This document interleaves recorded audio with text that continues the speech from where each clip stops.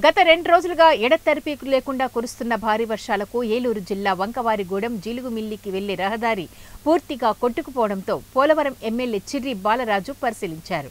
JCB సహాయంతో ప్రయాణికులు ఇబ్బంది పడకుండా ఉండేందుకు మట్టి రోడ్డు పోయించారు. అనంతరం మీడియా ముఖంగా మాట్లాడుతూ ప్రజలు ఎవరూ వర్షాలు తగ్గే వరకు బయటకు రావద్దు, ప్రమాదంగా ఉన్న కల్వర్టులు దాటవద్దు అని కోరారు. అలాగే పంట నష్టపోయిన రైతులకు ఎన్డీఏ ప్రభుత్వం ఎప్పుడూ తోడు ఉంటుంది. స్థానికంగా ఎంతవరకు నష్టం జరిగిందో ఎంక్వైరీ చేసి పరిహారం అందేలా చూస్తాం. అలాగే వర్షాకాలం ఇంకో 2 నెలల్లో కంప్లీట్ అవ్వగానే కల్వర్టులు, రోడ్లు పనులు మొదలుపెట్టే విధంగా కృషి చేస్తామని తెలిపారు.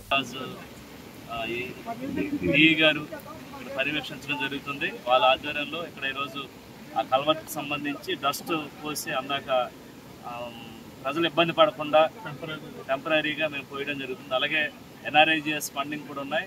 వాటికి సంబంధించి సుమారు ఇక్కడ కల్వర్ట్ నిర్మించడానికి నేను ఎస్టిమేషన్ వేసి తప్పకుండా త్వరలోనే ఈ కల్వర్ట్ నిర్మించడానికి మేము తదుపరి చర్యలు తీసుకోవడం జరుగుతుంది.